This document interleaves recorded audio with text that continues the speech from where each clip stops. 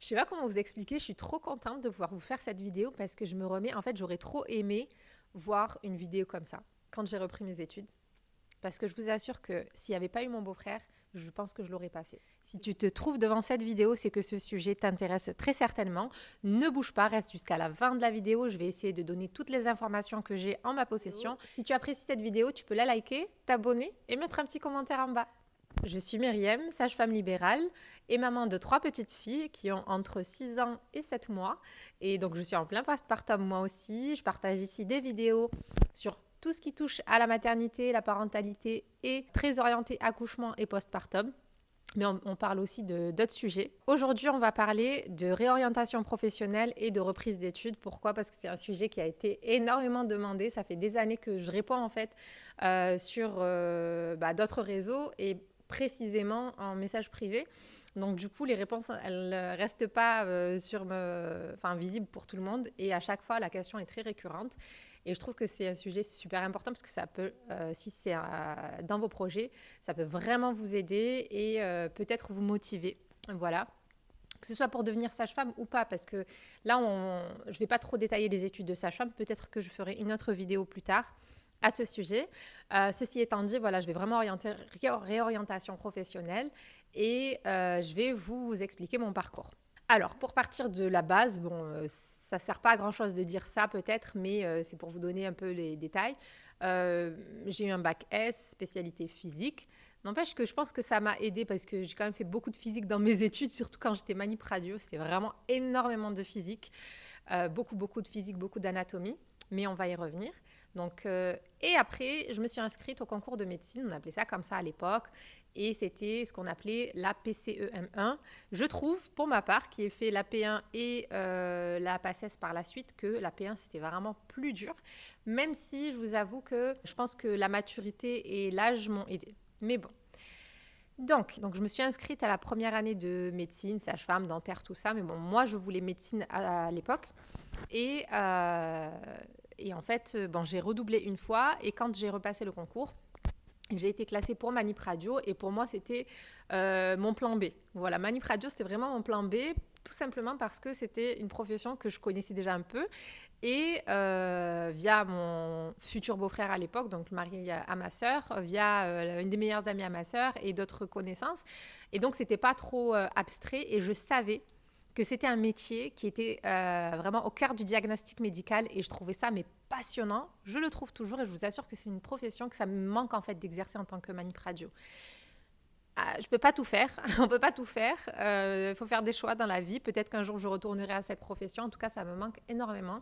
Je regrette absolument pas mes études de manip radio.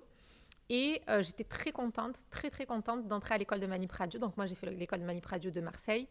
C'était le diplôme d'État parce que pour devenir manip radio, il y a plusieurs voies.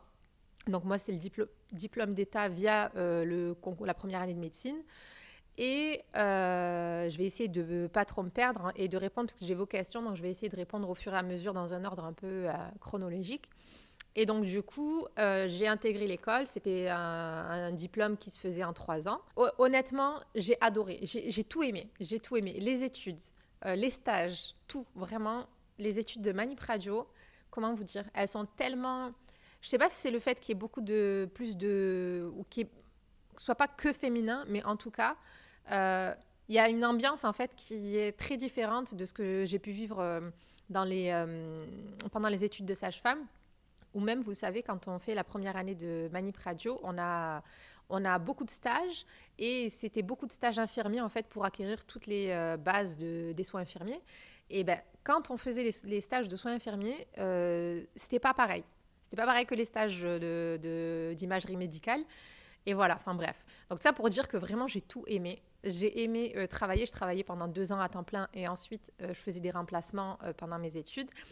Genre, je vous en parle parce que c'est une partie de ma vie qui est encore là et j'oublierai jamais une des dentistes avec qui je travaillais dans le centre médical qui m'avait dit lance-toi, reprends tes études si tu veux et ton diplôme de manip radio, tu ne vas pas le perdre, il sera toujours là, tu pourras toujours réexercer si tu le souhaites. Et voilà, c'est quelque chose que je suis fière d'avoir fait Et c'est pas une page complètement fermée. Voilà, honnêtement, je sais pas ce que l'avenir nous réserve. J'adore exercer en tant que sage-femme, mais voilà, le métier de manip radio, je trouve que c'est passionnant. Donc, si vous êtes déjà là-dedans, soyez heureux, soyez contents. Et même si c'est une profession qui est très très mal connue et très peu reconnue, je vous avoue que vu que j'exerce une autre profession qui est peu reconnue, donc la profession de sage-femme, voilà, vous pouvez vous douter que c'est pas pour la reconnaissance et la gloire que j'ai choisi sage-femme. Je dis j'ai choisi parce qu'après je vais vous expliquer mon parcours, mais voilà, profession manip radio pendant 2 ans à temps plein. Et en fait, ce qui s'est passé, c'est qu'à chaque fois que je terminais mes journées, donc moi je travaillais dans un centre médical, tout près de chez moi, dans le 15e à Marseille, et j'ai adoré. Et l'ambiance, elle était excellente. La patientèle, les patientes, les patients, le personnel médical, les secrétaires. Franchement, moi, j'ai adoré parce que, comment dire, je me sentais chez moi et c'était pas une trop grosse structure, mais pas trop petit non plus. C'était pas un petit cabinet. Donc bref, on va abréger cette partie-là. Mais voilà, je suis pas partie parce que j'en avais marre. Mais à chaque fin de journée, en fait, je ressentais au plus profond de moi que je voulais faire autre chose. Alors je pense que ça dépend des types de personnalités. Moi, je suis un type de personnalité où j'aime vraiment apprendre de nouvelles choses à chaque fois. Voilà, chaque année, je fais de nouvelles formations, etc. J'aime, en fait, ça me nourrit. J'aime apprendre, j'aime acquérir du savoir. Et je me dis que la vie est trop courte et que je veux pas avoir une vie monotone. Attention, je ne juge pas la vie de tout le monde. C'est juste ma façon de penser pour ma vie à moi.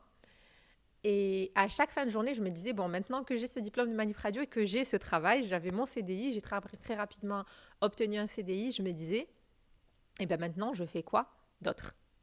Je finissais mes journées de travail et des fois, je finissais à 16h30, parfois à 18h30. Et à chaque fois, je me disais, bon, ben maintenant, on fait quoi? Allez, il faut un autre truc. Alors que je suis quelqu'un de très... Voilà, j'aime ne rien faire aussi, j'aime me poser, je m'ennuie jamais. Voilà, je suis pas quelqu'un qui a besoin d'être occupé tout le temps, mais par contre, me nourrir mentalement, ça, c'est quelque chose que j'aime.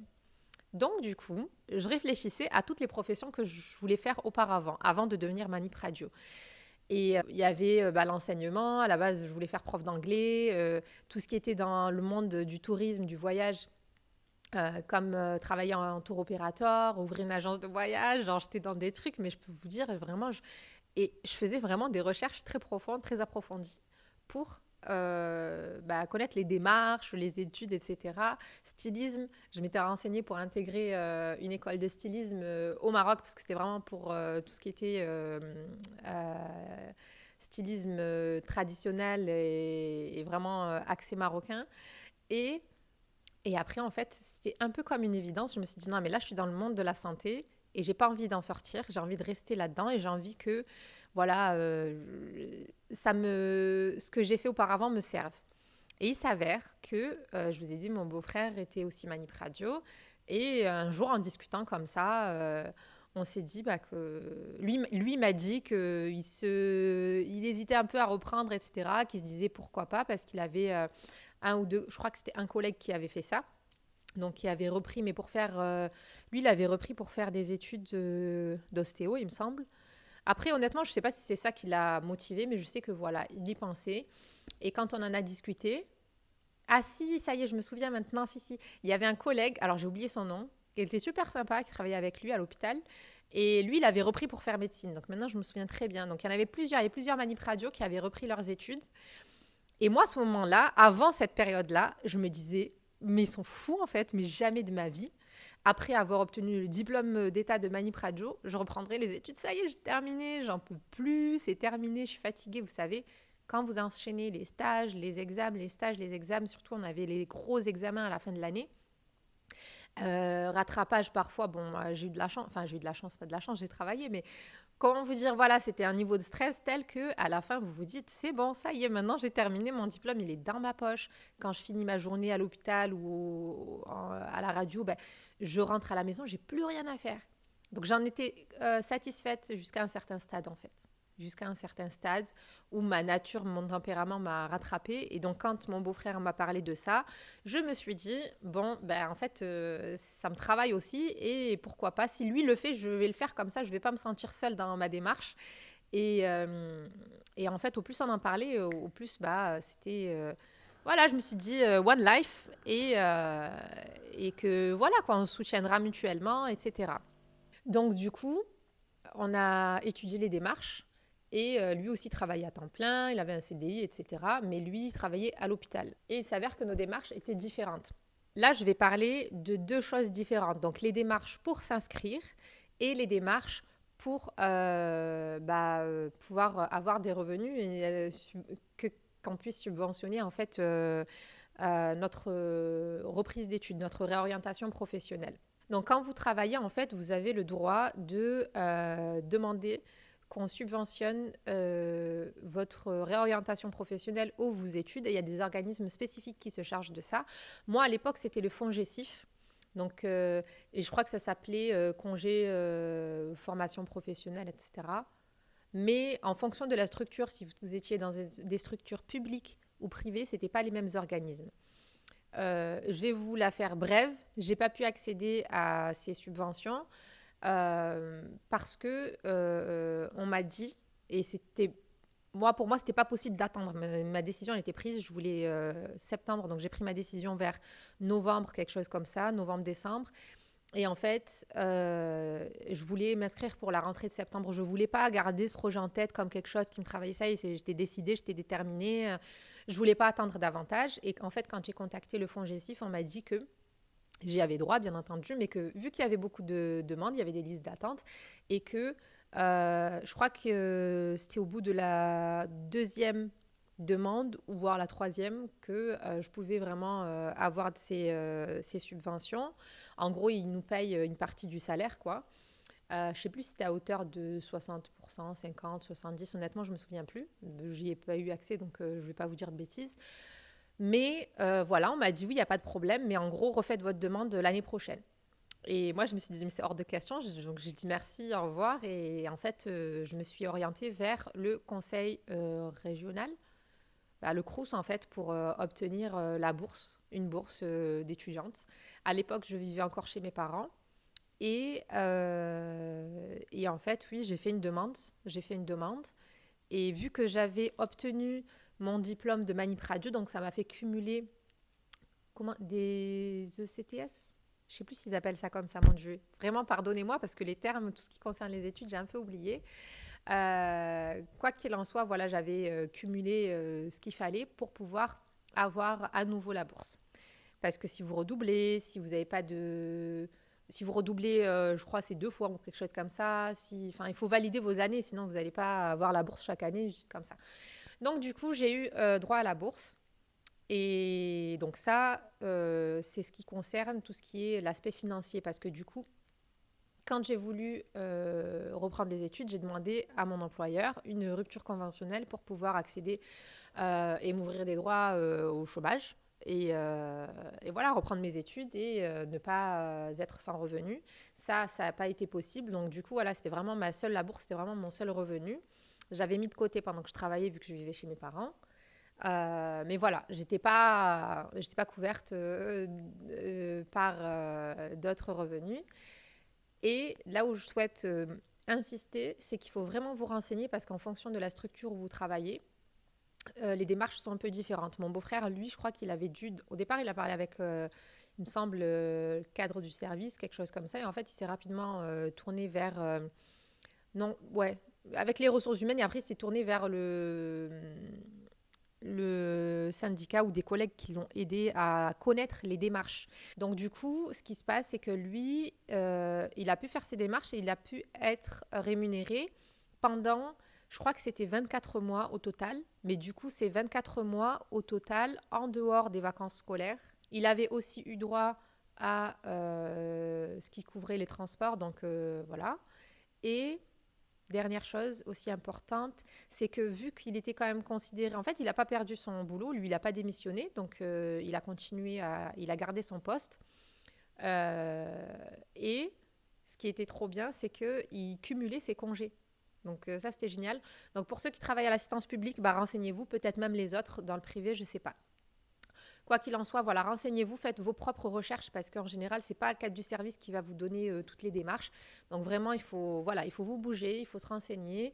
Et on avait un autre collègue, donc c'était un collègue à lui qui travaillait dans le même hôpital. Et lui, il avait continué à travailler, lui travaillait de nuit.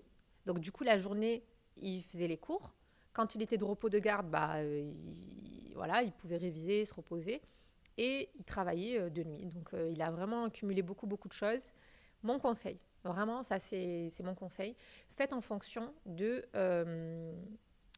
ce que vous pouvez vous permettre en termes d'aspect financier. Ce que je veux dire par là, c'est que si vous pouvez vous permettre d'arrêter de travailler complètement, faites-le.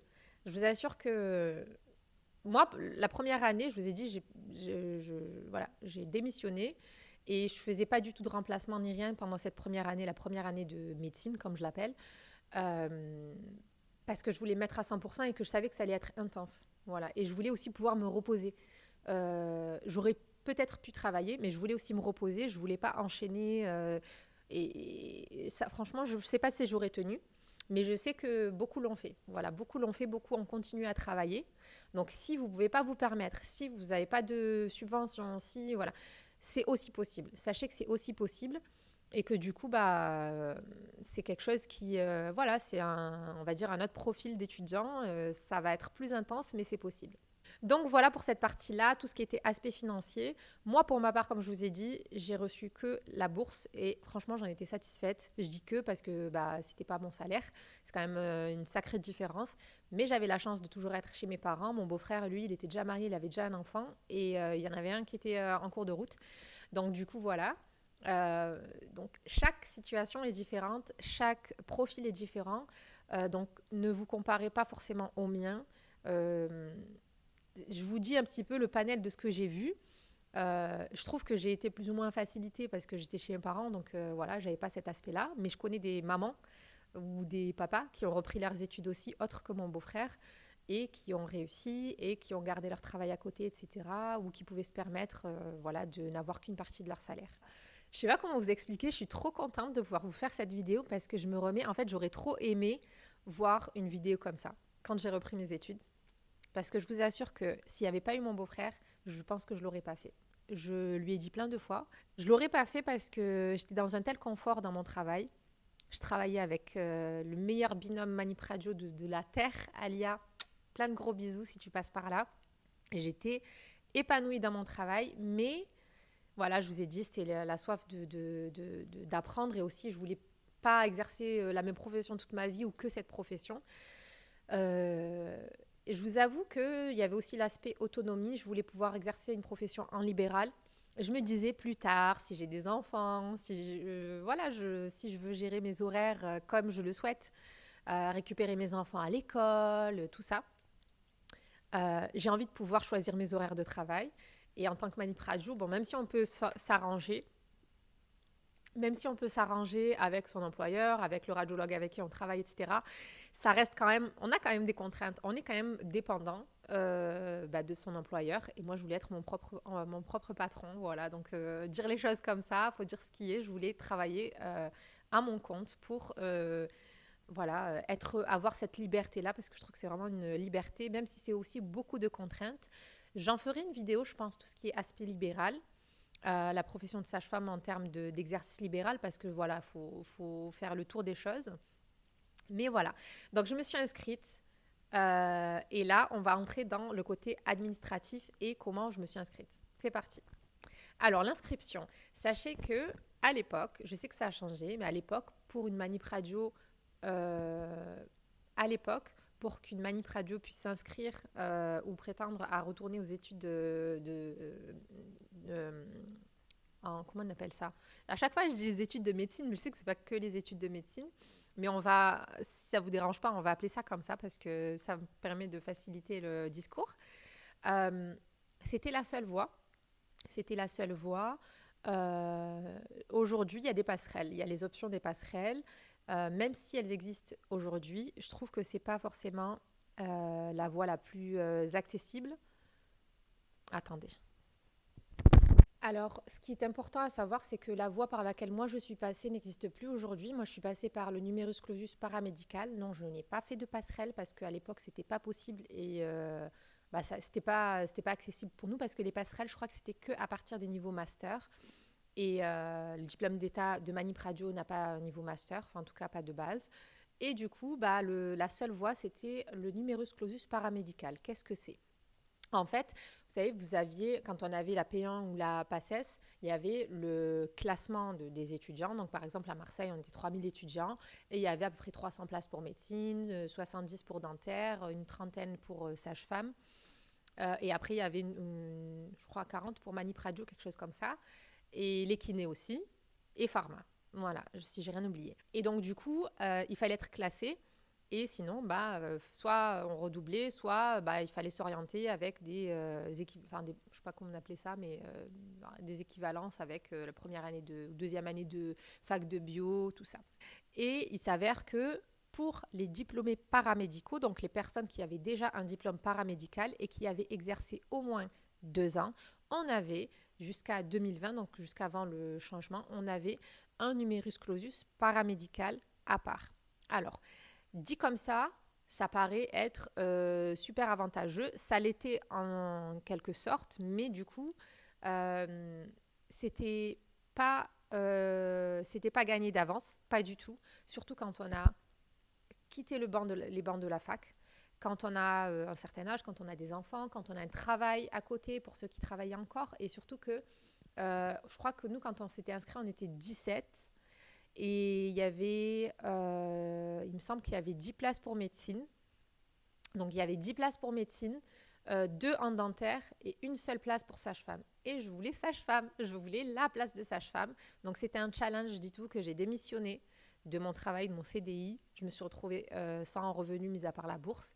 Et je voulais l'unique place de sage-femme. Donc oui, on n'était que 17 entre guillemets. Mais en fait, si j'avais pas sage-femme, je m'étais dit, il faut que je m'ouvre aux autres options, médecine et dentaire.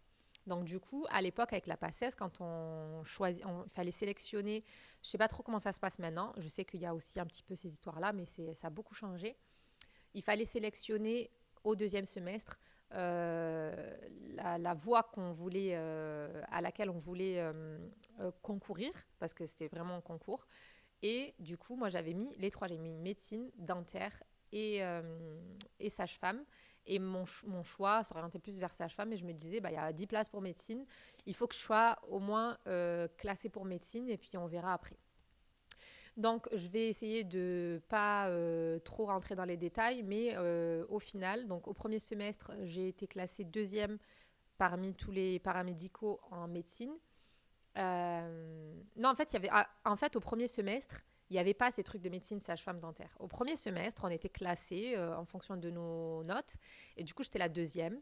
Ça, je m'en souviens très bien. Et je me disais, bon, en fait, ça m'avait mis un gros coup de boost parce que je me suis dit, waouh, je suis deuxième. Ça veut dire que si la première personne ne veut pas sage-femme, c'est pour moi la place. La place, elle est pour moi. Et je vous assure que je voulais tellement, tellement, tellement que le jour où on a eu les résultats, mais j'en ai pleuré parce que c'était tellement intense les examens. En fait, pour vous dire un petit peu, je reviendrai sur la suite après, mais pour vous dire, quand on a démarré les cours, en fait, j'étais vraiment dans une phase de doute. Et heureusement qu'il y avait mon beau-frère parce que j'étais dans une grosse phase de doute. Vous dire que la première année de médecine, surtout à l'époque de la P1, et peut-être que maintenant aussi c'est pareil, je ne sais pas, mais vous me direz, c'était presque traumatisant en termes d'investissement, de mental, etc. Il fallait être très endurant, il fallait être très très très fort mentalement pour tenir. Et du coup, entre ma première et ma deuxième P1, j'avais déjà changé beaucoup de choses dans ma méthodologie d'apprentissage, etc. parce que je voulais pas être être essoufflée et je me donnais plus de temps. Je faisais des breaks, je prenais du temps pour moi, du temps en famille avec mes parents, mes sœurs et tout ça, mes amis. Mais c'était moindre quand même, c'était minime comparé à un étudiant lambda. Voilà. Après, je sais qu'il y a d'autres études qui sont aussi très très intenses. Mais voilà, c'était le cadre. Et du coup, de retourner en plus, c'était la même fac, de retourner dans la même fac et me dire encore qu'est-ce que ça va donner. Là, je me disais, là, il faut que je tienne. Là, il faut que je tienne. Je sais exactement pourquoi je le fais. J'ai trop investi en termes de prise de décision. J'ai démissionné, etc. Donc, il faut que je réussisse. Mais voilà, je me disais, c'est pas grave si j'ai pas si j'ai pas la place de sage-femme, je reste ouverte à médecine et dentaire. Concernant les démarches, en fait, à l'époque, il y avait ce qu'on appelait le numerus clausus paramédical. Donc, on avait un classement à part et les conditions pour accéder aux places, en fait, donc il y avait pas vraiment de limite pour les inscriptions, mais c'était sur dossier et sur dérogation. Et ça passait par une commission, il fallait écrire une lettre de motivation, etc. Et en fait, on recevait par la suite une réponse. Et je me disais, bah, si je suis acceptée, euh, bah, c'est que c'est bon signe, quoi. Voilà. Donc du coup, bah, quand j'ai reçu la lettre, je me suis dit, bah, ça y est, c'est bon. En septembre, c'est parti. Et je crois que ça, c'était vers le mois de mai, donc quelques mois après ma décision. Et donc, j'avais quelques temps pour me préparer, etc. Donc, je me renseignais un petit peu sur ce qui avait changé entre-temps, parce que du coup, ça faisait 5 ans que j'avais passé la dernière PACES.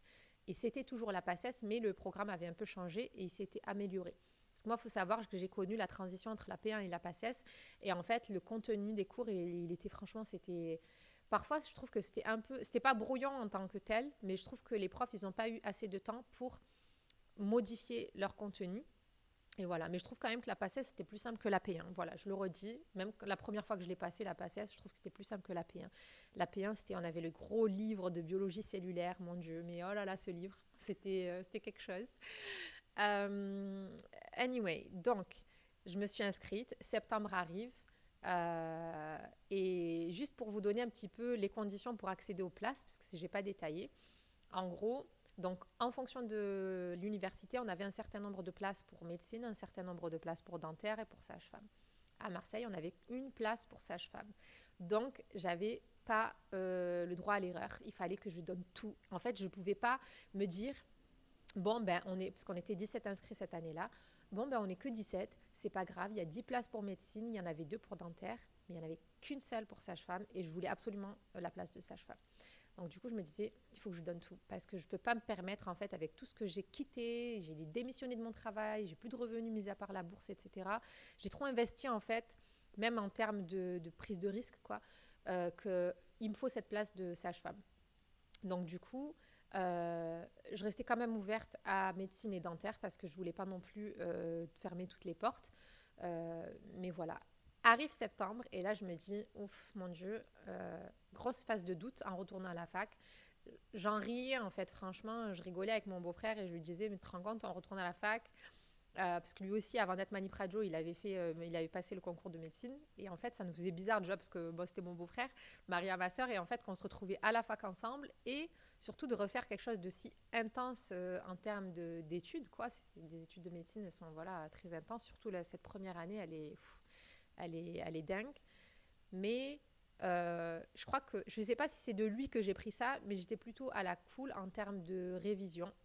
Je détaillerai dans une autre vidéo comment je me suis organisée, mais ma méthodologie, elle était vraiment beaucoup plus axée.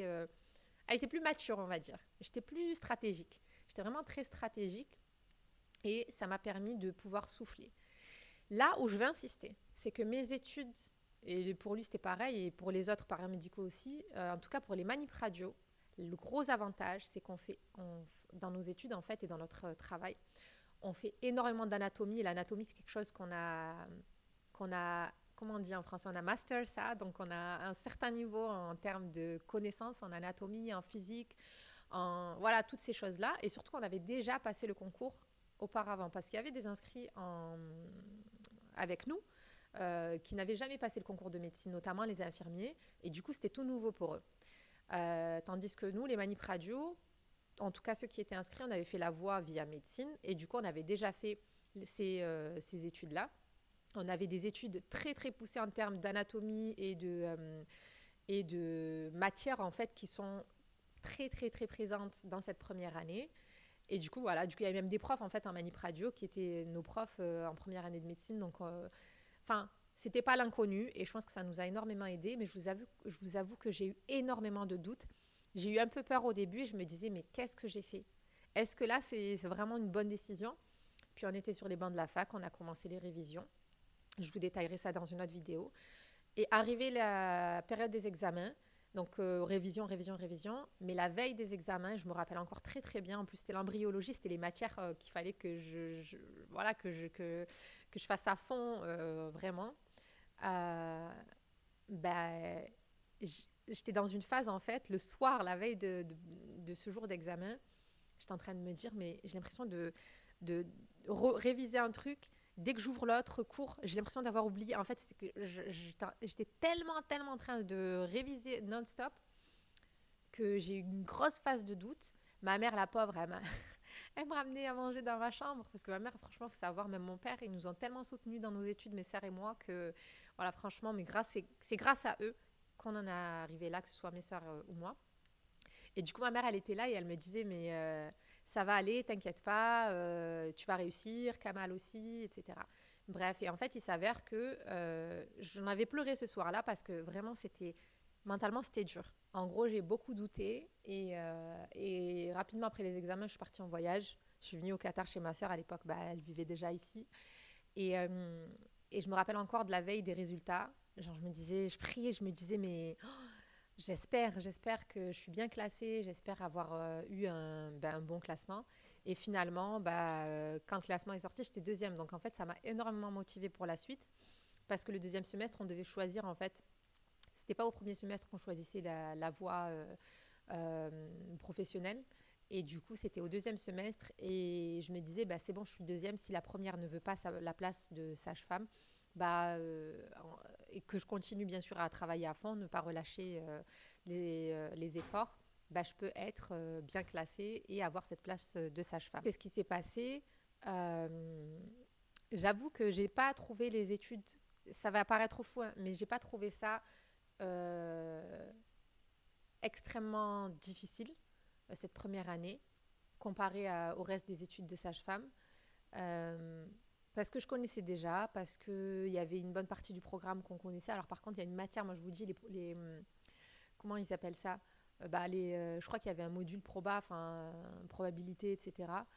Les maths, quoi. Mais alors là, déjà, c'est pas une matière que j'affectionne particulièrement, mais alors là, j'étais partie en freestyle complet.